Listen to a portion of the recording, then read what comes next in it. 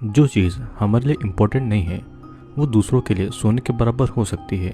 कई बार हम दूसरों की आम ज़रूरतों को नज़रअंदाज कर देते हैं और जब लोग इन्हीं आम चीज़ों को पाने के लिए किसी भी हद तक चले जाए तब क्या होगा, यही हमें आज इस मूवी की कहानी से पता चलेगा। Warning, welcome to Horrorland. अगर आप पहली बार इस चैनल पर आए हैं तो चैनल को सब्सक्राइब करके जरूर जाना। मूवी की शुरुआत में हम देखते हैं कि कोचाबाम्बा नाम के एक देश में एक फिल्म क्रू आता है अपनी फिल्म की शूटिंग करने के लिए और उस फिल्म का डायरेक्टर सेबेस्टियन था। फिल्म के ऑडिशन देने के लिए बहुत सारे लोग आए हुए थे। उस फिल्म का प्रोड्यूसर कास्टा अपना टाइम बचाने के लिए सभी के ऑडिशन नहीं लेना चाहता था और तभी वहाँ पर डैनियल नाम का एक आदमी आता है। सभी वहाँ पर मेहनत से काम करने के लिए आए थे और डैनियल चाहता था कि सबको बराबर का मौका मिले। इस बात को लेकर डैनियल और कास्टा के बीच में बहुत बड़ी लड़ाई होती है और किसी तरह सेबेस्टियन इस झगड़े को रोकता है और उस सभी को ऑडिशन के लिए बराबर का मौका देने की बातें भी करता है। कास्टा के अनुसार कोचाबाम्बा में लोग बेसिक चीजों के लिए ही लड़ रहे थे तो थोड़ा सा पैसा भी यहाँ के लोगों के लिए बहुत है और इस तरह उनकी फिल्म के लिए बहुत सारा पैसा बच जाएगा। और पैसा बचाने के लिए फिल्म के क्रूज का काम भी कास्टा लोकल लोगों से ही करवाता है। इधर हम देखते हैं कि कोलंबस किसी तरह आदिवासियों से सोना निकलाया करता था और यही उनकी फिल्म की कहानी भी थी। फिल्म का मेन हीरो एंटन अपनी एक्टिंग में बहुत अच्छा था तो एक्स्ट्रा एक्टर के लिए वे लोग डैनियल को रख लेते हैं क्योंकि डैनियल की एक्टिंग स्किल्स सच में अच्छी थी। शूटिंग फिर शुरू होती है और डैनियल के साथ उसकी बेटी बालन भी काम करती है।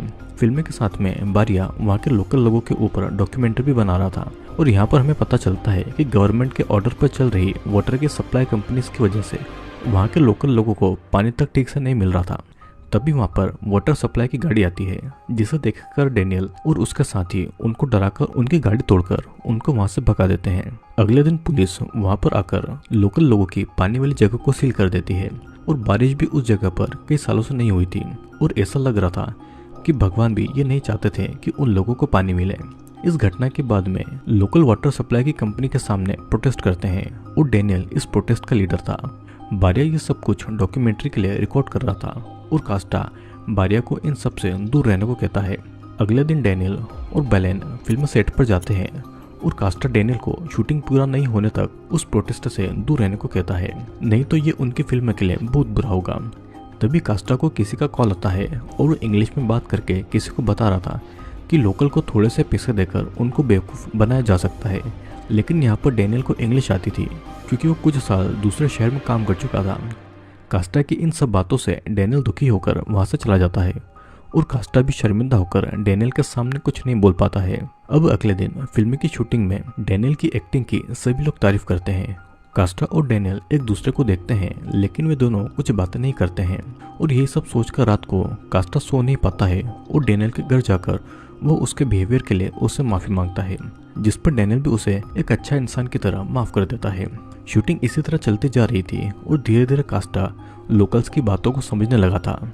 यहाँ पर डैनियल लोगों को कुछ दिनों के लिए अपना प्रोटेस्ट रोकने के लिए मना रहा था लेकिन लोग अपने हक के लिए लड़ना चाहते थे। तब डैनियल भी अपने लोगों के लिए प्रोटेस्ट में जोरों शोरों से जुड़ जाता है। कास्टा और सेबेस्टियन डैनियल की इस हरकत को देख लेते हैं। अब उसी दिन एक पार्टी के दौरान कास्टा और सेबेस्टियन टाउन के मेयर से मिलते हैं और दोनों टाउन के मेयर से वहाँ के लोकल लोगों की वाटर सप्लाई और बाकी की प्रॉब्लम के बारे में बातें करते हैं और टाउन का मेयर उनकी बातों को इग्नोर कर देता है। अब धीरे धीरे देश की हालत खराब हो रही थी और वार के टाइम पर फिल्म के क्रू वहाँ से अपने देश वापस लौटना चाहते थे लेकिन सेबेस्टियन फिल्म खत्म किए बिना वहाँ से नहीं जाना चाहता था। फिल्म के बारे में बात करने के लिए वे सभी डैनियल के घर पर जाते हैं और कास्टा डैनियल को पूरी फिल्म करने के लिए पैसों का लालच देता है ताकि वो शूटिंग चलने तक प्रोटेस्ट नहीं करें। डैनियल शूटिंग के लिए मान जाता है लेकिन वो कभी भी अपने लोगों के हक के लिए लड़ना नहीं छोड़ेगा। अगले दिन शूटिंग पे सभी लोग डैनियल का वेट कर रहे थे लेकिन डैनियल तो आया ही नहीं था और पूरे क्रू का एक और शूटिंग का दिन बेकार चला गया था। अब रात को न्यूज़ से फिल्म क्रू को ये पता चलता है कि प्रोटेस्ट के समय पुलिस ने डैनियल को अरेस्ट कर लिया है और उसे बुरी तरह मारा पीटा है। कास्टा की अथॉरिटी के साथ में अच्छी पहचान थी तो वो अपना कनेक्शन की मदद से डैनियल को जेल से बाहर निकालने में लग जाता है। पुलिस स्टेशन में पुलिस सिर्फ शूटिंग के लिए ही डैनियल को छोड़ने के लिए राजी हुई थी और शूटिंग खत्म होने पर पुलिस फिर से उसे जेल में डाल देगी। सेबेस्टियन और कास्टा ये नहीं चाहते थे कि डैनियल फिर से जेल में जाए। ये भी हो सकता है कि डैनियल इसके बाद में जिंदा नहीं बचे क्योंकि पुलिस उसे पीट कर मारना चाहती थी। फिर भी दोनों पुलिस की बात मानकर शूटिंग के लिए डैनियल को अपने साथ में ले जाते हैं। डैनियल को इस बारे में कुछ नहीं पता था और दोनों को एक और मौका देने के लिए थैंक यू भी कहता है। अगले दिन डैनियल अपने कमाल की एक्टिंग से अपना शूट खत्म करता है और क्रू मेंबर सेलिब्रेट कर ही रहे थे कि तभी वहाँ पर पुलिस आकर डैनियल को बिना कुछ बोले अरेस्ट कर लेती है। और ये देखकर डैनियल के दोस्त पुलिस को रोकते हैं और यहाँ तक कि पुलिस की कार भी पलट देते हैं। पुलिस गुस्से में उन लोगों पर गोलियां चलाना चाहती थी, पर किसी तरह सेबेस्टियन और कास्ता बात को संभाल लेते हैं और इसी दौरान डैनियल भाग जाता है और पुलिस भी वापस चली जाती है। लोकल गवर्नमेंट की लड़ाई दिन ब दिन और भी ज़्यादा बढ़ गई थी और रेगन और बारिया किसी तरह यहाँ से निकलना चाहते थे। यहाँ पर वॉर के समय रहना सबके लिए खतरा बन सकता था, लेकिन सेबेस्टियन रिक्वेस्ट करके उनको रोक लेता है। उनकी फिल्म अभी भी अधूरी थी और क्रू मेंबर नई लोकेशन के लिए जा ही रहे थे कि तभी वहाँ पर डैनियल की वाइफ तारिशा आती है, क्योंकि प्रोटेस्ट के समय उनकी बेटी बालेन को बहुत चोट लगी थी और डैनियल भी गायब है। बेलेन को हॉस्पिटल में ले जाने के लिए वो कास्टा से मदद मांगती है और कास्टा इस बारे में सेबेस्टियन को बताता है, पर सेबेस्टियन इन सब में पड़ना नहीं चाहता था। सेबेस्टियन को बस अपने क्रू मेंबर्स को बचाना था। कास्टा तारिशा की मदद के लिए वहाँ पर रुक जाता है और सेबेस्टियन अकेली सारे क्रू को लेकर एक अच्छी और सेफ प्लेस के लिए निकल जाता है। अब वॉर के बीच में किसी तरह एक छोटे से क्लिनिक में तारिशा और कास्टा को बालेन मिल जाती है और बालेन बुरी तरीके से जख्मी थी। इस तरफ film crew police check point पर रुक जाते हैं। वे ये नोटिस करते हैं कि वहाँ के लोकल लोगों को बुरी तरह से एब्यूज किया जा रहा है। ये सब देखकर क्रू मेंबर अपनी सेफ्टी के लिए डर रहे थे और पुलिस उनको एयरपोर्ट तक जाने देती है। सभी क्रू मेंबर चले जाते हैं, लेकिन सेबेस्टियन और एंटन कास्टा के लिए वहीं पर रुक जाते हैं और इधर कास्टा टाइम रहते बेलेन को हॉस्पिटल पहुंचा देता है। बेलेन बच तो जाती है, लेकिन अब जिंदगी भर वो ठीक से नहीं चल पाएगी। और अब जब बेलेन ठीक होता है तो कास्टा डैनियल को ढूंढने जाता है ताकि बेलेन अपने फादर डैनियल को देख पाए। वॉर खत्म होने के बाद में पूरा टाउन बर्बाद हुआ पड़ा था और कास्टा को डैनियल कहीं नहीं मिलता है, तो फिल्म के सेट पर जाता है। वो देखता है कि वहाँ पर इनकम्प्लीट फिल्म की स्क्रिप्ट पड़ी थी, जो कि वे लोग इतनी मेहनत के बाद भी पूरा नहीं कर पाए थे। और तभी वहाँ पर डैनियल आता है और डैनियल कास्टा को थैंक यू कहता है, जो उसने इतनी मुसीबत में भी बेलेन को बचाया। यहाँ पर हमें पता लगता है कि डैनियल का प्रोटेस्ट काम आया है और अब वाटर सप्लाई की कंपनी उस टाउन से हट गई है।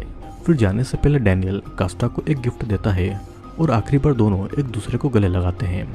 कास्टा फिर डैनियल के गिफ्ट को खोलकर देखता है तो गिफ्ट एक पानी की बोतल थी। और ये मूवी इसी के साथ में यहीं पर एंड होती है। दोस्तों, इस मूवी में एक फिल्म का क्रू कोचाबाम्बा पर शूटिंग करने आती है और वाटर सप्लाई कंपनी की वजह से वहाँ के लोगों को पीने के लिए पानी तक नहीं मिलता था। लोग अपनी बेसिक जरूरतों को लेकर भी तड़प रहे थे। कास्टा पहले सोचता है कि थोड़े से पैसों के लिए टाउन के लोग कुछ भी कर लेंगे, पर धीरे धीरे वहाँ के लोकल लोगों की प्रॉब्लम को समझकर उसे भी रियलाइज होने लगा था कि लोग अपने हक के लिए ही लड़ रहे हैं। मूवी के एंड में जो डैनियल ने कास्टा को पानी की बोतल गिफ्ट में दी थी, इससे हमें यही समझ पाते हैं कि पानी हम लोगों के लिए आसान चीज़ है, लेकिन वही पानी डैनियल जैसे लोगों के लिए सोने के बराबर है। दुनिया में सभी की बेसिक चीज़ों की नीड अलग अलग होती है और इसका ये मतलब तो बिल्कुल भी नहीं है कि किसी दूसरे के लिए उस चीज़ का भी कोई मोल नहीं हो। दोस्तों, मैं मानता हूँ कि वीडियो मेरी बाकी हॉरर मूवी से अलग है, लेकिन इस फिल्म का कॉन्सेप्ट मुझे अच्छा लगा, तो मैंने सोचा कि शायद आपको भी इस मूवी को ज़रूर देखना चाहिए। अगर आपको वीडियो पसंद आता है तो वीडियो को लाइक, और अगर आप पहली बार चैनल पर आए हैं तो चैनल को सब्सक्राइब करके ज़रूर जाना, क्योंकि मैं आपके लिए और भी हॉरर वीडियोस जल्दी लेकर आऊँगा।